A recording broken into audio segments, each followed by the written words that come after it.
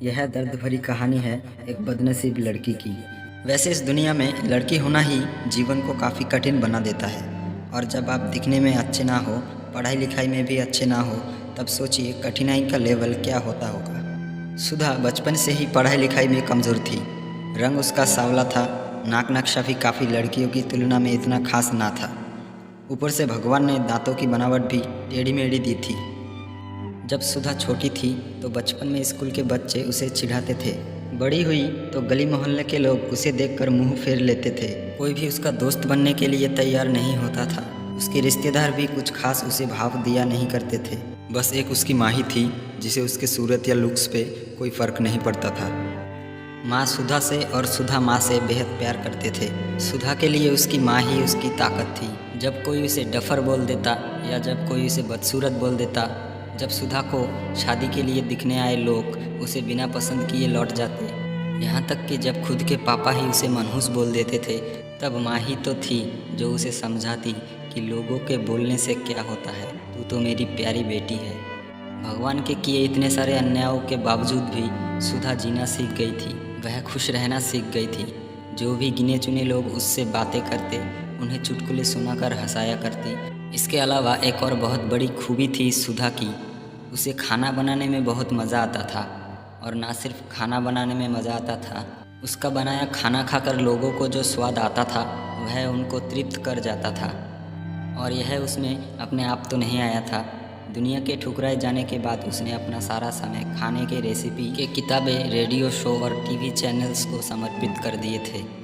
सुधा की तारीफ़ तो कोई भी नहीं करता, लेकिन उसके हाथों के बने खाने की तारीफ़ वह हर व्यक्ति करता जो उसे खाता। इस एक गुण की वजह से सुधा अपने आजू बाजू की औरतों में फेमस हो गई थी, क्योंकि जिसे भी खाना पकाना सीखना हो या कुछ नया पकवान बनाना सीखना हो तो वह सुधा के पास आती और सुधा भी खुशी खुशी उन्हें सब सिखाती। उसके पास आने वाली औरतें अच्छा खाना बनाना सीख जाती, लेकिन लाख कोशिश करने के बाद भी सुधा के हाथों का वह जादू जो सबको तृप्त कर जाता वह कोई न सीख पाता। सुधा की ज़िंदगी इन्हीं उतार चढ़ावों के साथ कट रही थी। एक बार फिर से माँ बाप ने जी तोड़ कोशिश कर एक फैमिली को सुधा को देखने के लिए मना लिया था और अगले दिन लड़का सुधा को देखने आने वाला था।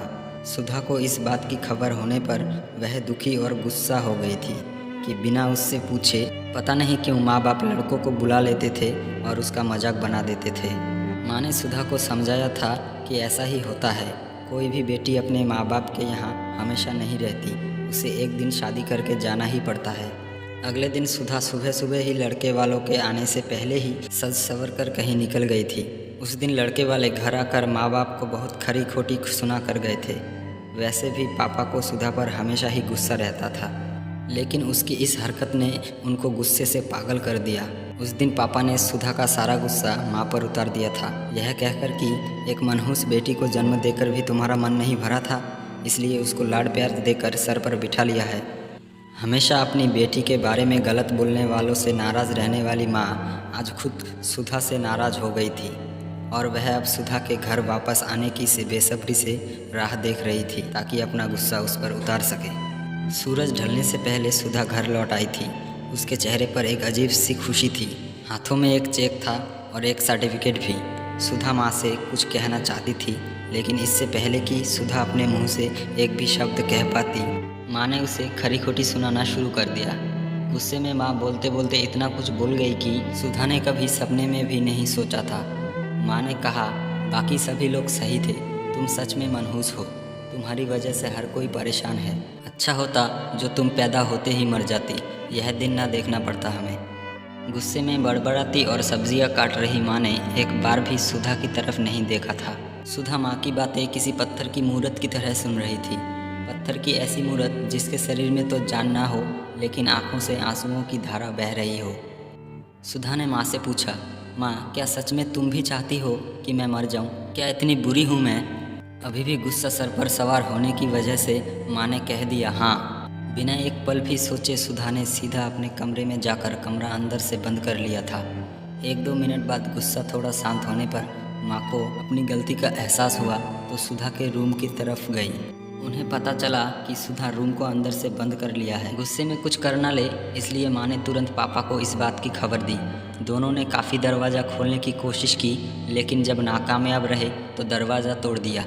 अपने स्कार्फ से फांसी का फंदा तैयार कर सुधा पंखे से लटक रही थी। ज़्यादा वक्त नहीं हुआ था, वह सिर्फ बेहोश हुई थी। माँ पापा ने तुरंत उसे पंखे से अलग किया और बेड पर लेटाया। पापा ने तुरंत डॉक्टर को फ़ोन किया।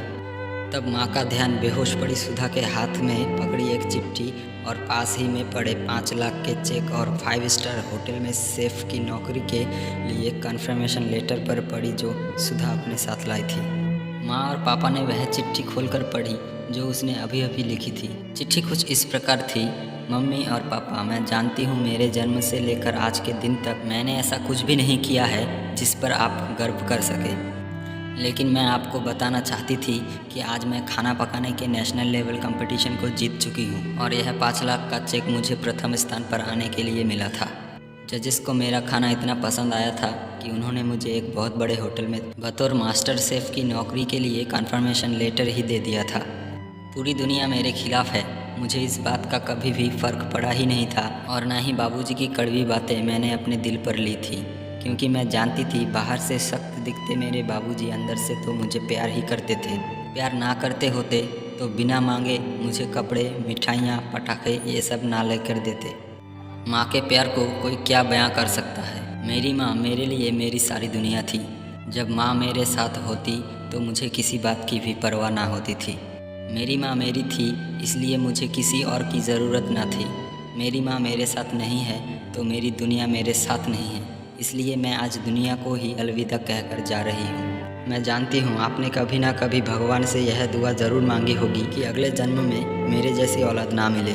मैं हमेशा यह प्रार्थना करती थी कि अगले जन्म में तो क्या, मेरे हर जन्म में मुझे आप जैसे ही माता पिता मिले, और आज भी यही प्रार्थना करके उसी भगवान के पास जा रही हूँ।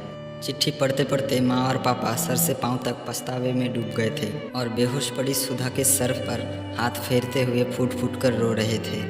दोस्तों, पूरी कहानी सुनने के लिए धन्यवाद। मैं जानता हूँ यह कहानी आपके दिल को छू गई है। मैं उम्मीद कर सकता हूँ कि अब आप जाने अनजाने में किसी भी व्यक्ति का उसके बाहरी लुक्स की वजह से दिल नहीं दुखाओगे।